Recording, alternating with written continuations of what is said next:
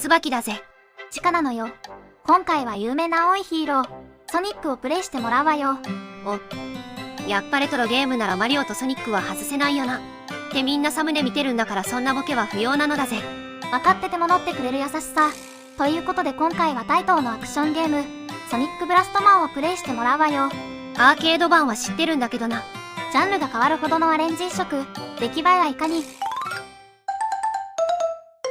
つばちか。はい、先生です。ほい、生徒だぜ。はい、今回遊んでもらうゲームの基礎的なスペックはこちら。最初に全部出しちゃうのね。ご存知の通り、かなり特殊な移植作品なの。先にゲームについて解説するわね。レビューはギリギリの合格点ってところだな。ファミ通レビューは4人が10点を持ち寄る方式。平均6点で24点になるスタイルね。派手な割にはステージは単調でのってり、緊張感も得られず星がないうどんのよう、と評しているわ。星のないうどんは嫌だな。うどん県の人ではないけど、うどん県にほど近い地域なんだ。うどんにはそこそこうるさいぞ。うどんの話ではないのよ。これ、一応はアーケードからの移植ってことでいいのか？同じタイトルでアーケード稼働していたので、一応は移植ってことになるんだと思うわ。移植できるようなジャンルではないだろう。本作は大胆すぎるアレンジ移植として、ファイナルファイトタイプのベルトスクロールアクションに生まれ変わったのよ。そもそも、アーケード版はパンチングマシンだからな。オリジナルはパンチ力を測定するタイプのマシンで、1990年に稼働を開始したのよ。94年には後期モデルが登場。ミットが俵型に変更され、搭載されたカメラで自分や友達の顔を撮影してぶん殴ることができたわ。両方知ってるぞ。左の方は中学の時にタイトーのお店で遊んでた。右のやつは大英の屋上にもあったやつだ。いわゆるパンチ力測定マシンなのだけど、それにキャラクター性とゲーム的な要素をミックス。ある程度の面積があるゲームセンターであれば、定番と言ってもいいくらいの人気タイトルになっていたわね。何はともあれ100円で3回殴れるんだ。小規模なグループで順番に殴るって遊び方が面白かったぞ。協力プレイに見せかけた格付けチェックである。私は設定上、空手の指導教官でもあるので200キロくらい叩き出してしまうのだぜ。この人、実は腹筋がバキバキに割れているゴリマッチョタイプなのよ。そこはせめて近距離パワータイプって言ってね。はい、後期型から搭載された撮影機能はあくまでお遊び要素だったんだけど、最新版のソニックブラストヒーローズでは、カメラが危険なプレイを監視して、事前に警告を出す機能がついたのよ。危険なプレイってなんだよ。タックルや回し蹴り、必要以上の助走をつけたパンチね。専用グローブがカメラ外に出ると NG 判定でスコアが出ないのよ。なるほどな。この施策により機械寿命が大幅に伸びたという話もあるわね。中学の時はこいつで100キロ出せるかどうかがグループ内での序列を決めていたまであるぞ。ゲーセンで鈍い大きな音が響いていたら大体こいつ。ワスコーン。はい。当然そんなものを家庭用に移植できるはずもないので、本作は当時人気の高かったベルトスクロールアクションに転身なのよ。いや、それもゼロから作り直してるだろ。移植と呼んでよいのか相当に怪しいぞ。豪快なアレンジ移植です。ステージクリア後にはアーケードを模したボーナスステージも収録されているのよ。それは少し楽しみだぞ。つばちか。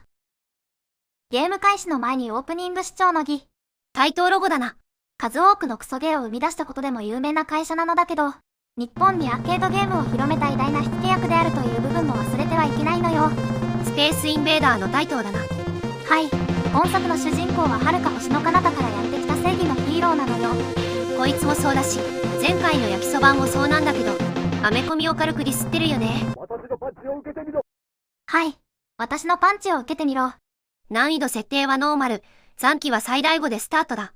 初期クレジットは3しかないのだけど、裏技でステージセレクトも可能になっているので、いざとなればそっちも駆使してクリアするわよ。ステージ1、街の悪党を倒せ。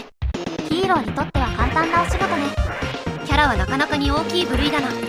あれれ、なんかピヨってる。A ボタンを押すとメガクラッシュ的なものが出るの。体力を消費したりはしないのだけど、一定時間身動きが取れなくなるペナルティがあるわ。外した場合はとてもやべえことになるのでマシンは禁物よ。パンチは軽快に連打できるな。通常攻撃を何度かヒットさせると自動でつかみに移行するの。つかみからはレバー方向と攻撃で吹っ飛ばす方向を選べるのよ。ピヨってる敵がいたぞ。気絶している敵には専用の投げ技を決めることもできるのよ。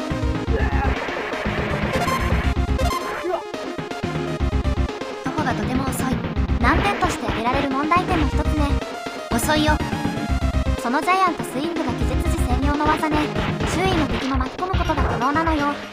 基本は殴って掴んで吹っ飛ばす。L ボタンボに攻撃すると超必殺技が使えるのよ。100メガトーン。焼きそばの揚げ玉ボンバー的なもので使用回数に制限がある系なのよ。残機の横の D パンチってのがそうか。ダイナマイトパンチね。L でセットして通常攻撃で発動。セット状態は R で解除もできるわ。青いグローブを拾うと補充できるのよ。了解だ。おっと、こいつが1ボスだな。焼きそばんと違って攻撃のリーチはとても短いの。正面から近づくと大抵は痛い目に遭うわよ。その辺はファイナルファイト的に立ち回ればいいんだな。ぐは。まんまと食らってるじゃない。うわ、ダウン投げ。パンチパンチパンチ。上パンチ。上パンチでソニックアッパー。ダイナマイセ。ダダダ、ダイナマイ。それは違うダイナマイトです。あたたたたた。複数敵がいるとつかみに移行できずに連続パンチが可能よ。はいはい、必殺技はケチらないよ。ゴムの抱え落ちは重罪です。おかずが一品減らされちゃう。ああ、やられた。これは悔しい。あと少しでした。あいた。下手くそか。ソニックアッパーに巻き込まれろ。貴重な飛び道具である。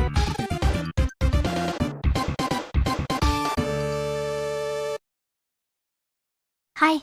ステージクリア後にはヒットステージというボーナスがあるの。ターゲットを選んでぶっ飛ばすのよ。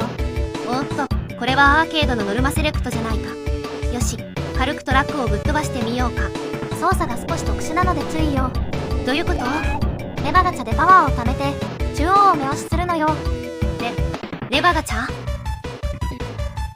十字キーを連打してパワーを貯めるのよ。マジか、なんで十字キー連打なんだよ。うおー。全然増えない。全然増えないんだけど。はい。左右に動くグローブも重要で、ポイントを外すとダメージが低下するのよ。強中割りとビール瓶切り同時にやらせてんじゃねえよ。うおーおらー。頑張れ頑張れ。半分くらいまでは頑張れ。左手で連打とか初体験よ。ここだ。初回よりはずっと良くなったわね。51キロとか、女子中学生でももっとマシな数字出るぞ。マジレスすると単位はトンです。ゲーム内ではキロをトンに変換してただろ。のー、これめちゃくちゃしんどい。おー。グッド。すいません。次からはヒットステージはカットでもいいです。内容が理解できれば OK ってことで。十字キー連打にすることで連射カットによる不正を封印する作戦だな。どうなのかしらね。十字キーを連打するなんて状況は想定外だわ。私の筋肉も混乱しているぞ。はい。ステージ2、工場にゲリラなのよ。ステージ1にはいなかった雑魚だ。本作ではステージによって登場する雑魚がガラッと変わるの。中国娘みたいなの来た。でも基本的に敵の種類は多くないの。各ステージに3種程度であとは色違いって感じね。このステージは背の高い爆弾男と中国娘、あとはバンダナで銃持ったおっさんか。銃を持った敵には注意するのよ。ボスエリアに到着だ。2人来た。ホームレスになったウルヴァリンみたいなの来た。ステージ2のボス、ゲリラなのよ。とりあえず数を減らすことを優先した方が良さそうだな。はい。セオリー通り正面は避けて縦軸を駆使して接近するのよ。分かっちゃいても、このヒーロー鈍足すぎるんよね。うわ、どっかで見たことあるスライディングだ。パンチパンチ。割り込まれたぞ。重なりが甘かったわね。うわ、やられた。もう残機はないわよ。ダイナマイトパンチ補充。こういうシステムのゲームはいざとなればゾンビアタックのゴム連打でご利用してきてしまうのは難点の一つね。それは言えてるな。殴ってゲージ貯めてストックできるくらいがシステムとしては都合がいいかもしれない。少しカットして終盤。よし、敵の体力も残りあとわずかだ。とどめファイナル。そこそこ頼りになる必殺技。ステージ2をクリアだ。ゲリラを倒したのよ。ヒットステージは街の悪党。アーケードの入門ステージだな。はい。3発ぶん殴って KO なのよ。50トン超えのパンチに2発は耐えている化け物だぞ。暴漢は特別な訓練を受けています。決して真似をしないようにしてください。ツバチカ。ツバチカ。ステージ3、下水道に発生した生命体を倒せ。対戦相手が人間ですらなくなってきました。宇宙のヒーローだからな。町の防寒から巨大なカニ、果ては大質量隕石まで相手にするお仕事なんだぞ。はい。この下水道に登場するのは半透明なスライム人間で。まあ見た目がどうあれ、ゲーム的にやることには変化がないね。そろそろやられてしまいそう。コンティニューは3回だろう。ステージ3でやられるくらいならペース的には十分だろう。なんとか気合でボスまでは行ってもらいたいところ。本作はその場コンティニューではないの。コンティニューはステージの最初からってパターンなのか。道中でやられた場合はステージの最初からになるわ。やられた。ボス戦でやられた場合もステージの最初からになるんだけど、裏技を使用することでボス戦からの復帰も可能なのよ。それはとても重要な裏技なので早めにやり方を教えるのだぜ。ボス戦でゲームオーバーになった場合は L と R をしながらコンティニューするのよ。それでボス戦からの復帰になるわ。残りコンティニューは2回、4ボスとラスボスでコンティニュー。それ以外の勝ち筋はないと見た。すでに2回やられているので結構ギリギリである。コンティニューでスコアが0に戻っているからな。スコアによるエクステンドにも期待している。はい、3ボス、少しだけ特殊なギミックがあるのよ。攻撃が当たらんぞ。ボスは1段階奥のラインに行って攻撃が届かないの。生み出される雑魚を吹っ飛ばして巻き添えダメージを与えるのよ。必殺技は当たるのか？大丈夫。あれは画面内全域が有効範囲よ。まとわりついてくる攻撃が浅すぎる。結論を言えばクソほど地味な戦いになるのよ。ボス自体は何もしてこないもんな。もうちょいした、もうちょいした。当たったか。倒したわね。正直、いろいろなボスと戦ってきたが、トップクラスに面白くなかったぞ。実質雑魚戦だったものね。ヒットステージではやべえビルを破壊するぞ。ビルが街を攻撃しているっていうよくわからない状況なのよ。本当に意味がわからんな。機動要塞的なやつなのか。オラオラオラオラオラ。オラ。ところてんみたいに揺れてるわね。悪の要塞ビルは滅んだ。街は救われたのよ。ステージ4、マッドサイエンティストを倒せ。はい、ステージ4は水の工場風味で敵はロボットタイプなのよ。どうせ見た目が違うだけで中身は同じだろう。夢のないことを言わないの。だってこれ、間合いを調整する以外の攻略要素が存在しないぞ。いかにパンチを当てるかって部分のみを考えれば必然的にそうなるわ。初代ファイナルファイトがいかに優れていたかが伺い知れるな。一番最初に一番いいのが出たまであるわね。とりあえず安全運転でボスまでは進まなければならない。とか言いつつも残機ゼロ。B パンチも使い切って必死なのよ。さすがにここ乗り切ればボスのはずだぞ。かなりの数のザコラッシュだったわね。ボス前なら回復の一つくらいは置いておいてほしいな。抜けたか。回復アイテムなんて気の利いたものは設置されてないわね。マジか、このゲーム。ステージ4のボスは大きめのロボット。ロボコップに出てきた企業のマシンみたいなデザインだな。ぐは。謎のパンチ。売ってる。オラー。突進攻撃で逆サイドへ。やられた。はい。L と R を押しながらコンティニューするのよ。了解だ。結論から言うと、攻略できませんでした。いつ殴っていいのかさっぱりわからず、ボコボコにされたのだぜ。結局ダイナマイトパンチによるゴリ押しで撃破するのだけど、それはゲームを攻略したとは言えないと思うのよね。どんなに難しいシューティングゲームでも、コインを山のように積んでボム連打してりゃクリアはできる。でもゲーマーとしてそれじゃダメだとは思う。はい。ステージ4は決死のボムアタックでなんとか突破。釈然としない勝利だ。残機は2。次が最終ステージよ。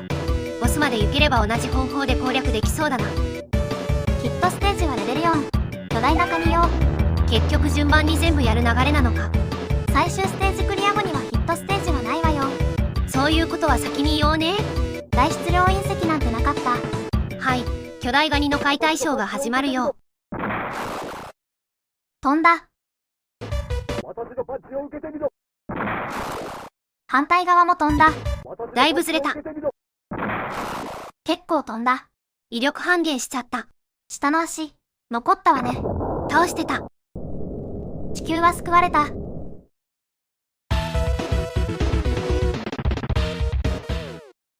ステージ5、スペースステーションを襲う謎の生命体を倒せ。舞台はついに宇宙。謎の生命体ってなんだよ。今度はエイリアンか。はい、メトロイドみたいな格好をしたやつが出てきたわね。何が出てきてもやることは変わらんけどな。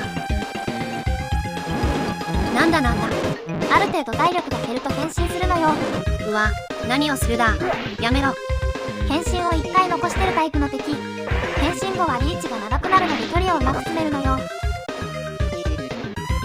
ていていてい。そりゃ、多分ピヨってるけど油断はしないのだぜ。よっこいせい。大したことはないぜ。当然たくさん出てくるので油断せず進んでいくのよ。もうダメ、もうダメ。死んでしまいます。ボスまでは気合で生き延びてちょうだい。なんとか滑り込めた。はい、ゲートが開いて外に放り出されるのよ。エイリアンのクイーンみたいな扱いで草。はい、いよいよラスボスの登場なのよ。巨大エイリアンかな。まさか父さん。何者かは後で解説するわね。うわぁ、一発も当てられない。ここで最後のコンティニュー。全てをぶつけて悪を倒すぞ。ギュンギュン動いてるわね。それできるならこっちにもダスくらいつけておいてくれよ。ごもっとも。ダイナマイ。連続ソニックアッパー。軸をずらすのよ。プレス系の攻撃か。減ってないんだけども。体力の色が変わったわね。緊急回避。無駄打ちじゃないの。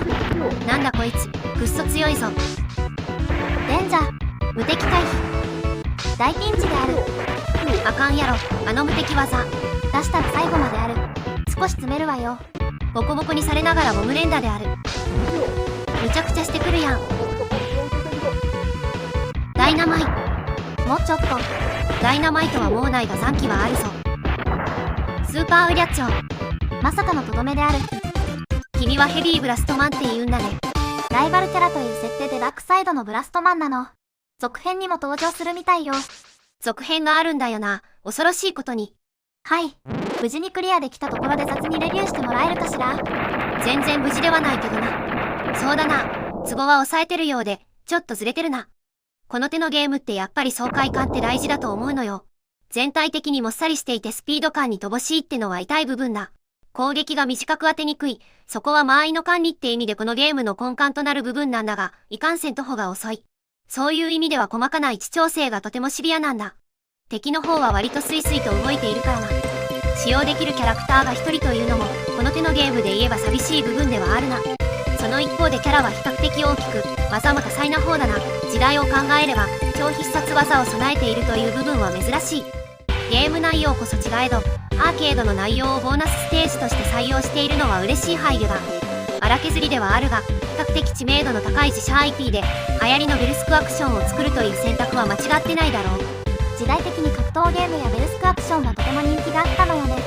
ドラクエブームに乗っかってあちこちから RPG が大量に出た時代もあったな。92年頃といえばスーファミの保有率も高くなってきた時代ね。まだまだアーケードと比較すればマシン性能には大きな差があったのだけど、ファミコンと比べれば一気にクオリティが上昇したとも言えるわ。この分野においてはやっぱりカプコンがずば抜けていたと実感する部分ではあるな。そうね、初期の段階でファイナルファイトやスト2の移植で大きな存在感を発揮していたわね。あの時はスーファミってすげえって素直に感動したものだが、こうして振り返ってみるとスーファミじゃなくてカプコンがすげえんだよな。いや、スーファミも十分にすごいのよ。それを使いこなせるかどうかも問題であって、カプコンがハードルぶち上げちゃった感はとても強い。はい、今作を一言で言い表すと、そうね、音源。またかよ。だってこれ名作とか良作には絶対に届かないのよ。かといって遊ぶのも普通なクソゲーかといえばそこまではひどくないって感じなんだ。